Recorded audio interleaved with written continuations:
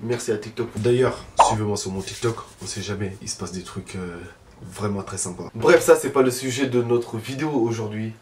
Les gars, il se passe un truc vraiment grave dans le monde du football.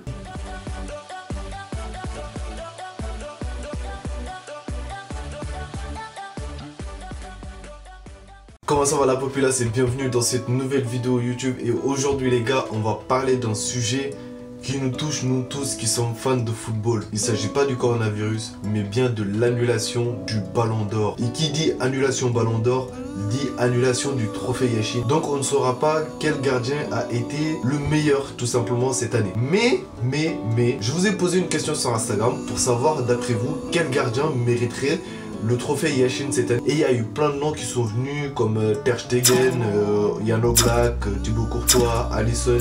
Et même ça m'a étonné, mais il y avait Sommer qui est apparu, il y avait Kasper Schmeichel aussi que vous avez dit, et Mandanda aussi. Et bien sûr comme d'habitude il y en a certains qui ont trollé, ils ont mis moi, ils ont mis Yaya, enfin c'est Flo qui l'a mis hein, Yaya.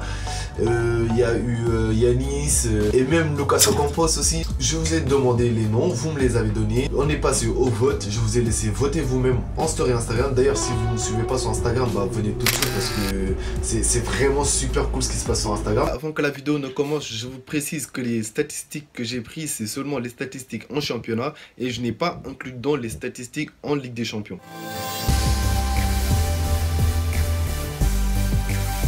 Pour les votes, j'ai fait un truc très simple, c'est-à-dire j'ai pris deux gardiens et je vous ai laissé choisir entre ces deux qui méritait le plus de gagner le trophée Yashin. Donc le premier match a opposé Thibaut Courtois du Real de Madrid qui, d'après les statistiques que j'ai trouvées, a réalisé 34 matchs cette saison, dont 18 clean sheets, ce qui est quand même très bien. Et il est à une moyenne de 1 but encaissé par match. Franchement, c'est top ici. Il a réalisé 76 arrêts aussi durant la saison. Et au niveau des passes, il est à 882 passes, qu'un taux de réussite de 75%. Et je prends les statistiques des passes parce que c'est de plus en plus important chez un gardien et les clubs ils recherchent de plus en plus des gardiens qui savent jouer au foot. Bah, c'est les exigences du football moderne et on doit s'y faire. Et face à lui, il y avait Marc-André Ter Stegen qui lui a réalisé 36 matchs donc 14 clean sheets, ce qui est aussi très bien même si statistiquement parlant, Courtois a fait plus de clean sheets et il est aussi à une moyenne de 1 but encaissé par match. Il a réalisé 81 arrêts, ce qui est supérieur à Thibaut Courtois. Et au niveau des passes, il explose tout. Il est à 1253 passes avec un taux de réussite de 86%. Ce qui n'est pas étonnant parce que Ter Stegen est l'un des gardiens qui a le meilleur jeu au pied au monde, si ce n'est le meilleur. Donc on va aller voir sur Instagram les votes tout simplement. Mon tambour. Et ben vous avez choisi Ter Stegen avec 71% des votes. Pour vous, ça ne fait aucun doute, Ter Stegen a été meilleur que Thibaut Courtois cette saison.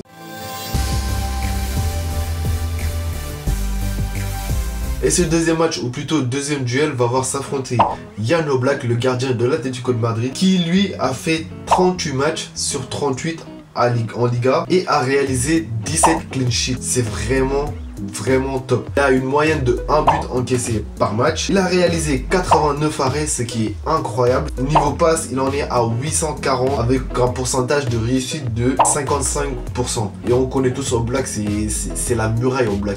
Il est très fort.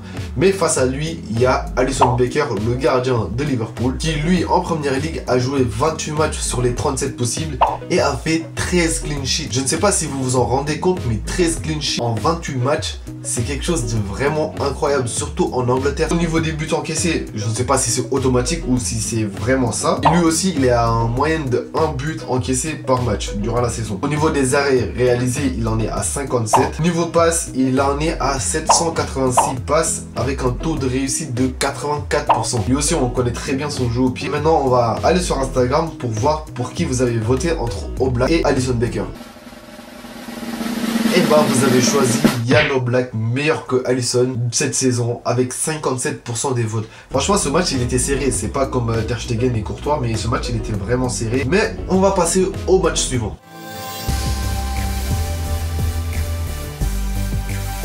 Ce troisième duel va voir s'affronter Schmeichel face à Mandanda. Franchement, ces deux noms-là, je pensais même pas que ça allait sortir. Au niveau des statistiques pour Kasper Schmeichel, on en est à 37 matchs. Il a réalisé 13 clean sheet, c'est-à-dire 13 matchs sans encaisser de but. Mais là, je commence quand même à me poser des questions sur les buts encaissés, parce que lui aussi, à ce qui paraît, il est à un but encaissé par match. Enfin, j'en doute un peu, mais j'ai l'impression qu'ils ont mis ça pour tous les gardiens. Mais quand même, on va garder ces stats-là parce que c'est ceux qu'on a trouvé. Au niveau des arrêts, par contre, il est très bien. Il a 95 arrêts réalisés cette année. Et entre nous, moi, je vous le dis clairement, je trouve que ce gardien, il est trop sous-coté, mais vraiment trop sous-coté.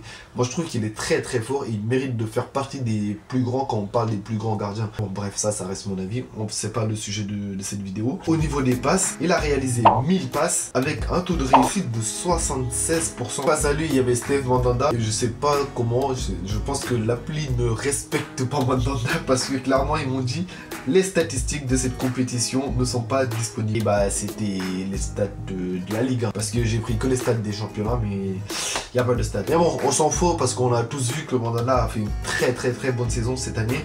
C'est totalement différent de sa saison dernière où c'était franchement très moyen. Limite, on voulait qu'il se casse de l'EM. Il a fait une très bonne saison. Et on va voir au niveau des votes ce que vous avez décidé.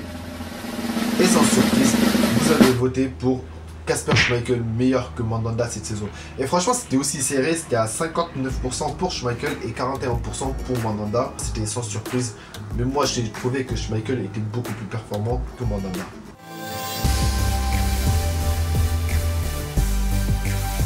Après ces duels, vous avez retenu 3 gardiens pour vous qui méritaient de remporter le trophée Yashin. Il s'agit de Oblak, Ter Stegen et Schmeichel. Cette fois-ci, je n'ai pas fait un truc de duel vu qu'ils sont 3. J'ai mis les 3 en même temps sur la story et je vous ai laissé choisir lequel pour vous mérite de remporter ce trophée. Et sans surprise, vous avez voté pour que Ter Stegen soit trophée Yashin cette année. Et franchement, ça ne m'étonne pas du tout. Au niveau des votes, on a 451 voix pour Ter Stegen, on en a 286 pour Oblak et on en a que 30 pour Schmeichel. Donc pour vous, Ter Stegen a été meilleur cette saison et il méritait de gagner le trophée Yashin. Je suis totalement d'accord avec vous. Il a réalisé une saison vraiment incroyable. Jan Oblak n'était pas loin derrière aussi. Si je devais donner moi-même mon top 3, ça allait être Ter Stegen, Oblak et Thibaut Courtois. Pour moi, les gardiens du championnat espagnol cette année ont tout rafalé. Ça reste mon avis. À vous maintenant de me dire dans les commentaires si vous êtes d'accord avec moi, si vous êtes d'accord avec ce classement.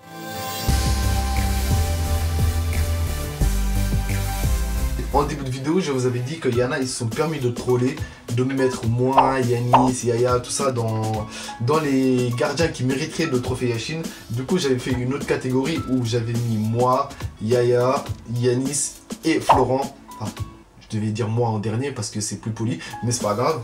Et je vous ai laissé voter. Du coup, pour le premier duel, ça a été Yanis et moi. Je l'ai remporté avec 66% des voix et Yanis en avait 34. Pour le deuxième match, ça a été Florent contre Yaya. Yaya l'a remporté, mais franchement, c'était serré de ouf. Yaya a eu 548 voix et Florent en a eu 514. Donc, ce qui faisait 52% pour Yaya et 48% pour Flo. Et franchement, c'était serré. Bon, il y avait une finale qui était entre Yaya et moi. Et je l'ai gagné avec 63% des voix et Yaya a eu 37% des voix. Bon, ça, je pense que c'est absolument pas significatif parce que c'est mon compte Instagram. Donc, les gens, ils ont tendance à voter pour moi et pas forcément pour celui qui est le meilleur, mais bon, c'est juste pour rigoler. Enfin, on cherche pas à savoir qui était le meilleur gardien YouTube ou des trucs du genre, ça nous intéresse pas du tout, c'était juste pour rigoler. Donc voilà les gars, j'espère que cette vidéo vous aura plu. Si ça vous a plu, n'oubliez pas de liker, vous abonner, de partager, ça fait toujours plaisir.